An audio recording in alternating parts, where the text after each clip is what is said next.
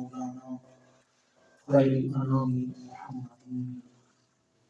أما بعد فأعوذ بالله من الشيطان الرجيم. بسم الله الرحمن الرحيم.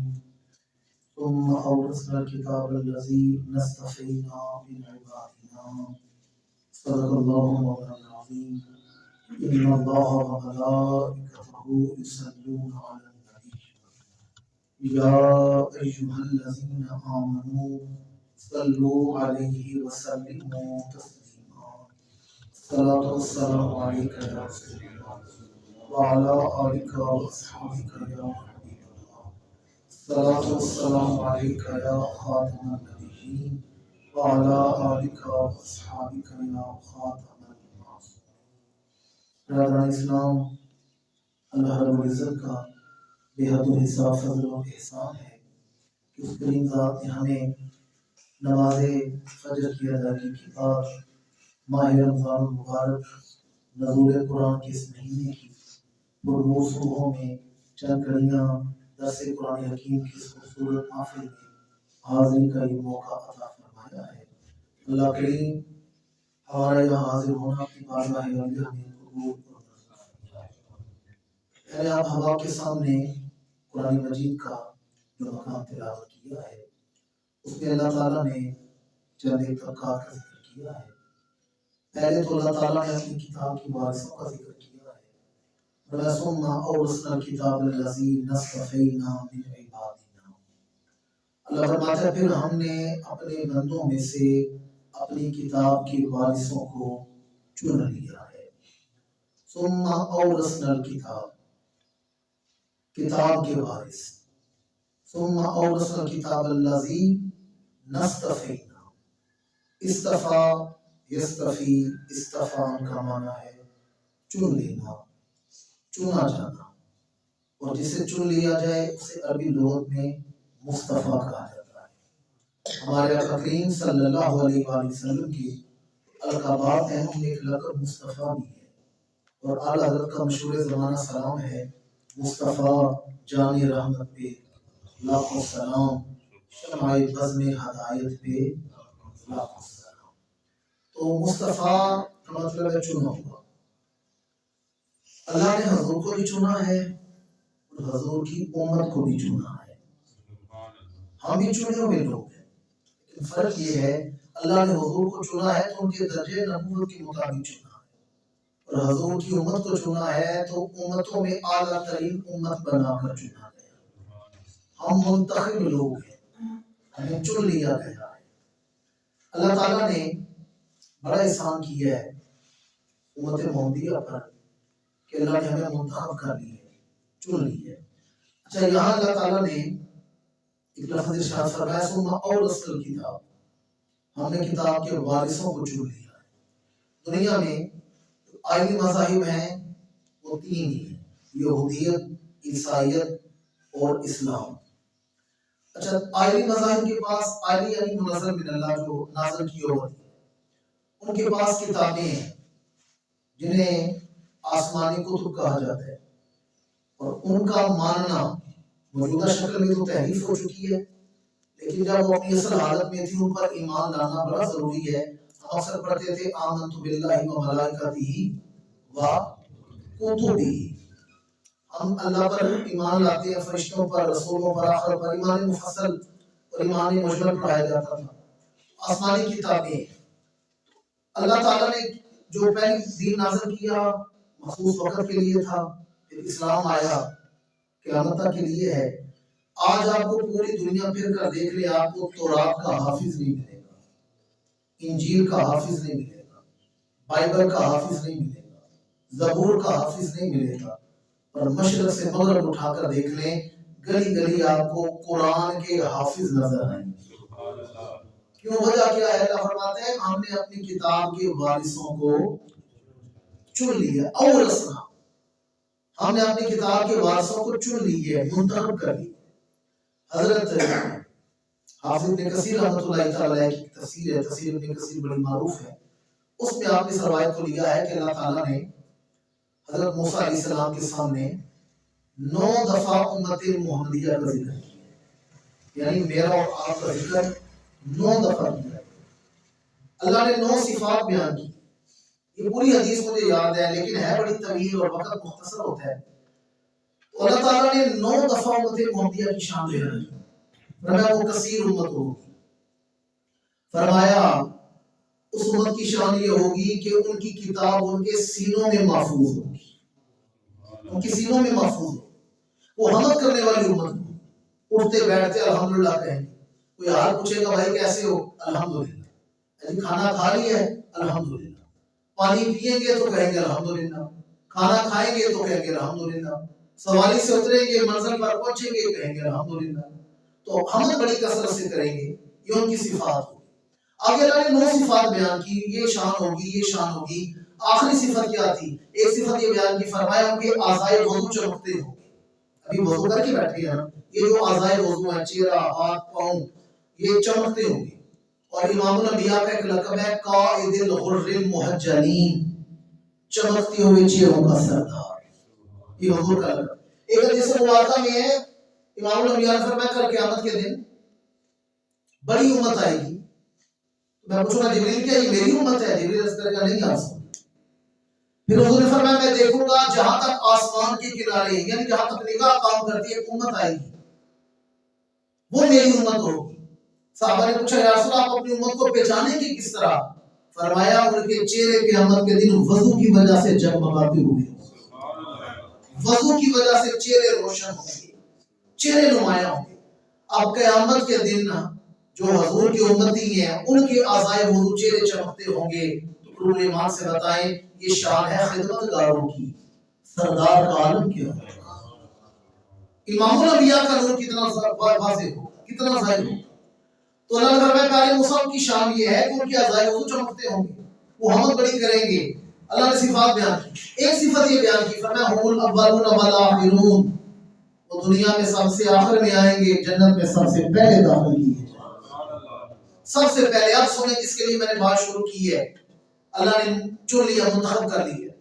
فرمایا پیارے موسیٰ یہ صفت ہے، یہ صفت ہے۔ 9 شانیں بیان کی ہیں۔ کتنی شانیں ہیں؟ 9۔ آپ کی توجہ کا طالب ہوں، 9 صفات بیان کی ہیں۔ 9 دفعہ اللہ تعالیٰ نے جب یہ صفات بیان کی تو حضرت موسیٰ نے مجھے اور آپ کو مانگا ہے اس کے پروردگار وہ امت مجھے عطا فرما دے۔ 9 دفعہ مانگے اور آگے سے اللہ نے پھر 9 دفعہ جواب دیا تلک امت احمد، وہ آپ کی امت نہیں، وہ میرے محبوب احمد کی امت ہے۔ آپ توجہ کریں، اللہ فرماتا ہے پیارے موسیٰ وہ حمد کرنے والے ہوں گے۔ موسیٰ علیہ السلام کہتے ہیں پروردگار کو مجھے دے دے، میری امتی بنا دے۔ اللہ فرماتا ہے نہیں، تلک امت احمد، وہ میرے محبوب احمد کی امت ہے۔ ان کے اعضائے وضو چمکتے ہوں گے، پروردگار کو مجھے دے دے۔ فرمایا نہیں، تلک امت احمد۔ ایک کلمے کے لیے ذرا ٹھہر کر میری بات پر توجہ کریں۔ تنہائی میں آئینے کے سامنے، شیشے کے سامنے کھڑے ہوں، اپنا چہرہ دیکھیں۔ پہلا میں اپنے آپ کو مخاطب کرتا ہوں، میں اپنا چہرہ آئینے کے سامنے دیکھ کر سوچوں تو صحیح کہ حضرت موسیٰ مجھے مانگنا چاہتے تھے، ہم جیسوں کو مانگنا چاہتے تھے، جنہیں نہ آخرت کی فکر ہے، نہ اللہ کی حیا ہے، نہ رسول کی حیا ہے، کہ ہمیں مانگنا چاہتے تھے؟ نہیں، وہ جنہیں مانگنا چاہتے تھے نا وہ منڈی کو چھوڑتے ہیں، وہ صحابہ، وہ تابعین، وہ اولیاء کبار، ان کی شان ہی برا اور برا ہے۔ بہرحال 9 دفعہ اللہ تعالیٰ نے ہماری شان بیان کی، امت محمدیہ کی۔ 9 دفعہ حضرت موسیٰ نے ہمیں مانگا ہے، 9 دفعہ اللہ نے جواب دیا تلک امت احمد، وہ آپ کی نہیں، وہ میرے محبوب احمد کی امت ہے۔ تو پھر 10ویں بار جناب موسیٰ نے عرض کیا پروردگار اگر وہ شان والی امت مجھے نہیں عطا فرماتا، مجھے ہی احمد کا امتی بنا دے۔ جن کی امت میں آنے کی خواہش موسیٰ کلیم اللہ کریں، بغیر کوئی دعا مانگے، بغیر کوئی نظر نیاز کو منت اللہ کی، اللہ نے مجھے اور آپ کو حضور کو امتی بنا دیا ہے، کرم ہے یا نہیں؟ بولتے نہیں آپ لوگ؟ اس سے بڑا کیا کرم ہے؟ اللہ نے حضور کو امتی بنا دیا ہے۔ اللہ نے کسی کو موسیٰ کلیم اللہ عطا کیے، کسی کو خلیل اللہ، کسی کو روح اللہ عطا کیے، ہمیں اللہ کریم نے حبیب اللہ عطا فرما دیا۔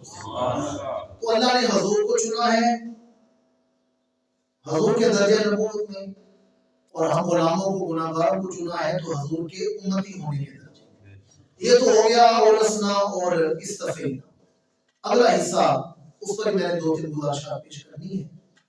آیت کا اگلا حصہ سننے والے آگے اللہ تعالیٰ نے 3 کیٹیگریز بیان کی. کتنی کیٹیگریز ہیں؟ اس پر میرا وہ گھنٹے کی گفتگو ہے، تقریر ہے، جس کا موضوع ہے پہلا، دوسرا یا تیسرا. پہلا، دوسرا یا تیسرا. ماہ رمضان مبارک ہے، دوسرا عشر ہے، پرنور ساتھی ہیں. آج مسجد سے جانے ہیں، نماز پڑھ کے نکلنے ہیں. آپ نے آئینے میں اپنے آپ کو رکھ کے فیصلہ کر کے جانا ہے، میں نے پہلا بننا ہے، دوسرا بننا ہے یا تیسرا بننا ہے. ایک پرانی اصطلاح ہے. قرآن نے 3 درجے بیان کیے ہیں، مختصر 5 سے 7 میں میں گفتگو سمیٹ لی. آپ نے خود فیصلہ کر لینا ہے، آپ نے پہلا بننا ہے، دوسرا بننا ہے یا تیسرا. اللہ نے فرمایا ہم نے اپنی کتاب کے وارثوں کو چن لیا ہے. آگے اللہ تعالیٰ نے فرمایا فَمِنْهُمْ ظَالِمٌ لِنَفْسِهِ، پہلے وہ ہیں جنہوں نے گناہ کی، اپنی جانوں پر ظلم کر لیا. ظالم لنفسه، اپنے آپ پر ظلم کر لیے، گناہ کی. آگے اللہ تعالیٰ فرماتے ہیں دوسرے وہ ہیں وَمِنْهُمْ مُقْتَصِدٌ، دوسرے وہ ہیں جو درمیانے درجے کی ہیں. وقت ملا تو نماز بھی پڑھ لی، جھوٹ بھی بول لیا. نماز بھی پڑھ لی، بے حیائی والی منظر بھی دیکھ لیا. نماز بھی پڑھ لی، غیبت بھی کر لی. نیکیاں بھی ہیں اور گناہ بھی. وَمِنْهُمْ مُقْتَصِدٌ، یہ الفاظ ہیں. وَمِنْهُمْ مُقْتَصِدٌ، دوسرے وہ ہیں نیک بھی ہو، نیکیاں بھی کر لیتے ہیں، گناہ بھی کر لیتے ہیں. جی تو پہلے وہ ہیں جنہوں نے اپنی جان پر ظلم کر لیا. دوسرے کون ہیں جو نیکیاں بھی کر لیتے ہیں، گناہ بھی کر لیتے ہیں. آگے اللہ تعالیٰ فرماتا ہے وَمِنْهُمْ سَابِقٌ بِالْخَيْرَاتِ، تیسرے وہ ہیں جو نیکیاں کر کے آگے بڑھ جانے والے، نیکیوں میں سبقت لے جانے والے. 3 درجے ہیں. بات میں سمجھاتا ہوں، تھوڑی سی ایک باریک بات ہے، توجہ کا طالب ہوں، مجھے مان سے بتائیں اللہ نے درجے کتنے بیان کیے ہیں؟ 3. پہلے نمبر پر اللہ نے نیکوں کو بیان کیا یا گناہگاروں کو بیان کیا؟ یہ ہمیں اللہ کا کرم سمجھ نہیں آ رہا. اللہ نے پہلے نمبر پر گناہگاروں کا ذکر کیا ہے، ترتیب کلام کے حوالے سے بات کا. دوسرے پر ہیں نیکی اور گناہ دونوں کرنے والے، اور تیسرے پر ہیں نیکیاں کر کے آگے بڑھ جانے والے. ایک لمحے کے لیے ٹھہرے، آپ کو بات سمجھانی پڑے گی. ہمارے یہاں جو ہمیں یہ اختیار دیا جاتا نا کہ پہلا نمبر کسے دینا ہے، تو ہم نے گناہگاروں کو دینا تھا یا نیکوں کو دینا تھا؟ نیکوں کو دینا تھا. ایک باپ کے 3 بیٹے ہوں نا، 2 بڑے محنتی ہوں، کمانے والے ہوں، اور تیسرا نکھٹو ہو، آوارہ گرد ہو، کما نہ سکتا ہو. ماں باپ 2 کا ذکر تو فخر سے کرتے ہیں، تیسرے کی بات ٹال دیتے ہیں. جو بڑا بیٹا کیا کرتا ہے، وہ جو بینک میں ملازم ہے. دوسرا بیٹا کیا کرتا ہے، وہ جو گورنمنٹ میں اسکول ٹیچر ہے. اور تیسرا بیچارہ کرتا کچھ نہیں. تیسرا کیا کرتا ہے، بس یہ کار ہی ہوتا ہے، کار دے کام ہی کرتا ہے. ٹال دیتے ہیں نا. ایسے ہی ہے نا. شرمندگی جو محسوس ہوتی ہے، یہ آوارہ گرد ہے، یہ کام کچھ نہیں کرتا. خاندان میں، معاشرے میں، گلی محلے میں شرمندگی کا باعث ہے. پہلوں کا ذکر تو فخر سے کرتے ہیں. اللہ کرے میں آپ کو سمجھا سکوں، ہم جسے تیسرا کہتے ہیں قرآن سے پہلا بیان کر رہا ہے. پہلے اللہ نے گناہگاروں کا ذکر کیا، فَمِنْهُمْ ظَالِمٌ لِنَفْسِهِ، وہ جو جنہوں نے اپنی جانوں پر ظلم کر لیا. دوسرے نمبر پر ہے نیکیاں گناہ دونوں کرنے والے، اور تیسرے پر ہیں صرف نیکیاں کرنے والے. دیکھیں اللہ تعالیٰ حضرت موسیٰ علیہ السلام کا ذکر میں نے پہلے بھی کیا ہے. حضرت موسیٰ علیہ السلام نے اللہ کی بارگاہ میں اس کے پروردگار، تو اسے نیک بھی تجھے پکارتے ہیں، گناہگار بھی پکارتے ہیں. جتنا بھی گناہگار ہو، ایمان تو ہے، مشکل وقت میں اللہ کو تو پکارتے ہیں. تو کیا دونوں کو ایک جیسے جواب عطا فرماتے ہیں؟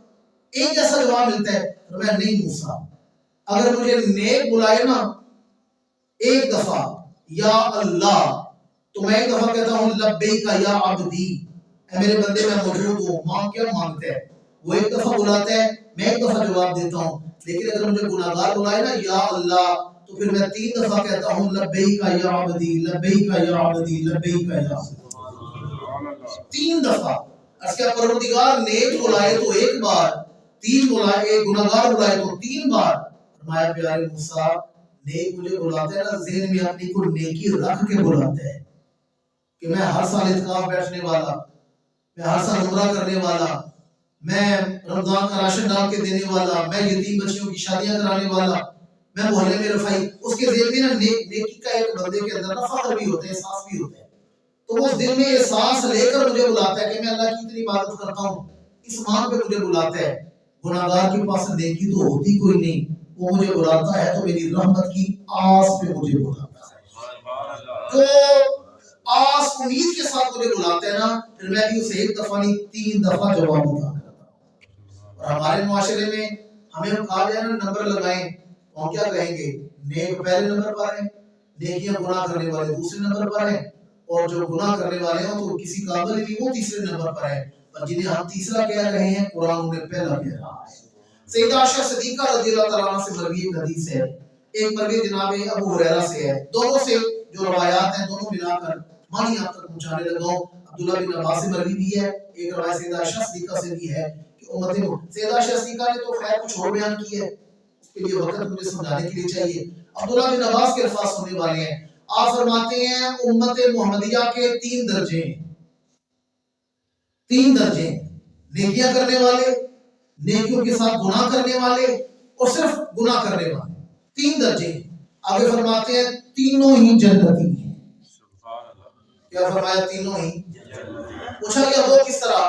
میں نہیں کہہ رہا، عبداللہ بن عباس صحابی رسول اللہ کے چچا کے بھائی ہیں، وہ فرماتے ہیں نیک جائیں گے نا جنت میں تو اپنی نیکیوں کی وجہ سے، نیکیوں کی وجہ سے، نیک اور گناہ، نیکی اور گناہ کرنے والے جنت میں جائیں گے اللہ کی رحمت کی وجہ سے، اور گناہگار جنت میں جائیں گے حضور کی شفاعت کی وجہ سے۔ سارے کلہم جنہ فی الجنہ، ساری جنت میں ہوں گے، نیک جائیں گے نیکیوں کی وجہ سے، نیکیوں کے ساتھ گناہ کرنے والوں کو اللہ اپنی رحمت سے معاف فرما دے گا، اور رہ گے نا ہم جیسے گناہگار، انہیں حضور کی نگاہ کرم ہی کافی۔